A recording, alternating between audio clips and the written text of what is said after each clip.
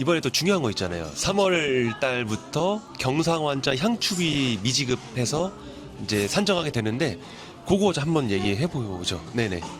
거의 한 달에 가장 많이 문의 오는 게 교통사고고, 교통사고 중에서도 염자, 흔히 우리가 얘기하는 경상 환자분들이 정말 많이 문의가 오는데, 제일 궁금해하시는 게 합의금 얼마 받을 수 있냐라고 문의를 주셨던 것 같은데, 제가 알기로 3월 달부터 내용이 좀 바뀌는 걸로 알고 있는데, 바뀌는 거 관련돼서 간단하게 설명 한번. 이번 3월 달에 자동차 보험 약관이 바뀌고 있는데, 우리가 경상 환자라고 하는 거 보면은 이제 보통 12급에서 14급, 그러니까 이제 척추 염자라든지 이런 환자분들이에요. 근데 그 환자분들 같은 경우는 이제 뭐 앞으로 치료비까지 같이 받아서 합의를 하는 향후 치료비라는 게 있는데, 그게 이제는 3월 달 이후부터는 없어져요. 없어져서 그거를 이제는 보험사에서는 이제 만약에 약관상 기준 하게 되면 너무 금액이 작기 때문에 그거를 포함해서 합의를 하고 있는데, 지금은 이제 해당이 없다라고 하니까 이제는 그게 이제 지급을 할 수가 없어서 더 아마 금액이 좀 낮아질 것 같아요. 그럼 12급에서 14급까지가 염자, 그쵸? 척추 네, 염자가 맞아요. 제일 대표적인 거죠. 네, 그렇죠. 예. 그렇죠. 그럼 흔하게 받는 게 염자 말고서도 뇌진탕도 네. 진단해 봤던데, 뇌진탕은 몇 급부터인 거예요? 뇌진탕은 몇 급에 해당돼요? 뇌진탕은 11급으로 들어가요. 그래서 경상 환자들 이제는 합의금 관련해서 낮게 하니까 11급이 뇌진탕이라서 그러면은 경상 환자가 빼고 11급이면 되겠다라고 해서 한참 뇌진탕 이 진단에 엄청 남발을 했어요. 아, 네, 남발을 해서 무조건 옛날에는 머리가 뭐 어지럽다든지 뭐 구토가 난다든지 하면 뇌진탕 진단을 내줬거든요. 근데 그게 너무 남발을 하다 보니 이제는 그 국토부에서 이제 뭐 신경외과 뭐 교수 아니면은 뭐 어떤 증상이 있어야지만 뇌진탕으로 인정한다라는 게 발표를 함으로써 뇌진탕 진단도 옛날처럼 이렇게 쉽게 내주지는 않아요. 내준다고 하더라도 인정 안 하고 있고요. 제가 알기로도 뇌진탕을 뭐 한의원이라든지 정형외과, 뭐 마취통증학과에서 진단받는 거는 인정을 뭐 안 한다라고 알고 있고, 받아야 되면 신경과 전문의한테 받아야 되고, 그리고 뭐 의식 소실이 있거나 아니면은 뭐 기억 상실이 있다든지 그런 내용들이 의무기록지에 기재가 되어야 되는 걸로 알고 있거든요. 11급 이슈는 사실 그 자동차 부상치료지원금에서도 많이 있었습니다. 왜냐하면은 12급, 14급에서 11급으로 가면 확 뛰기 때문에 그 11급 뇌진탕 받으려고 예전에 많이들 이제 했었는데, 그때 말씀하신 게 어지럽다, 머리 아프다 하면 그냥 뇌진탕 기준을 내려줬었습니다.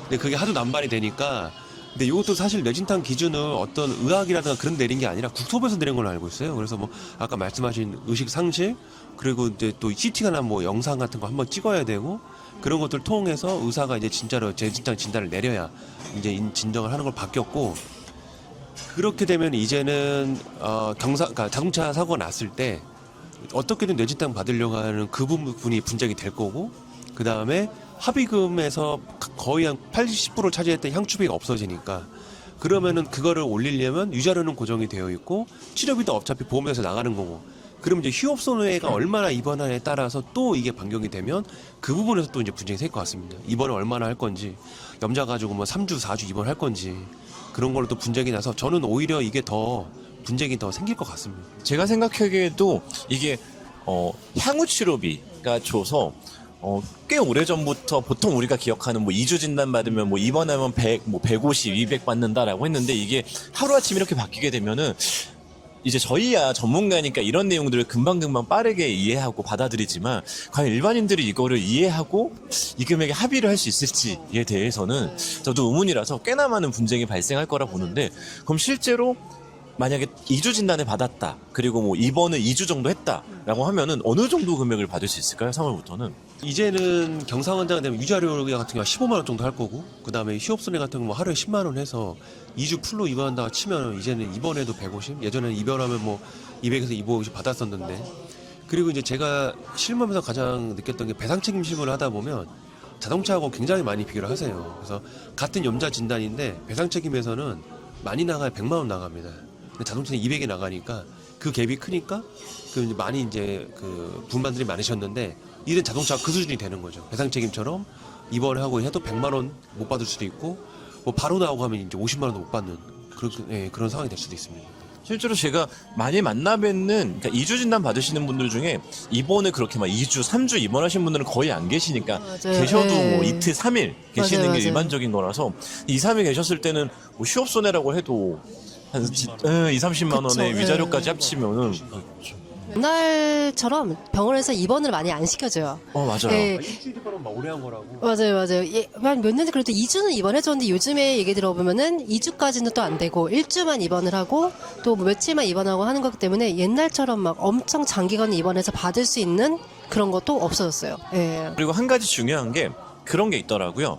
그러니까 예전에는 합의가 안 되면 이제 다치신 분들이 그런 의도는 아니겠지만 합의가 안 되면 아예 나 오랫동안 치료받지라 해서 막 1년, 2년 막 치료받으시는 분들도 계셨는데 맞아요. 이번 보도자료의 핵심 중에 하나가 또 오랫동안 치료받는 거를 못하게끔 네. 직접 본인이 치료를 받아야 된다는 걸 입증하게끔 바뀐 게 있어서 그런 부분에 대한 또 분쟁도 생기지 않을까라고 생각이 들더라고요.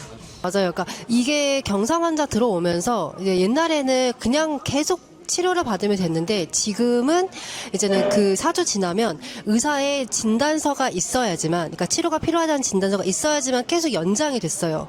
그래서 보통 이제는 선생님에 따라 다르지만 뭐 1주, 2주 이렇게밖에 안 써주시더라고요. 그래서 그렇게 해서 연장을 했는데 지금은 그렇게 연장을 하면은 크게 문제는 없었는데 이제는 그 3월달에 바뀌면서 위원회가 생겨서 그 위원회의 심의를 거친다라고 약관에 바뀐다고는 하더라고요. 근데 이게 어떤 방향으로 어떻게 제도가 만들어질지는 좀 지켜봐야 될 것 같아요.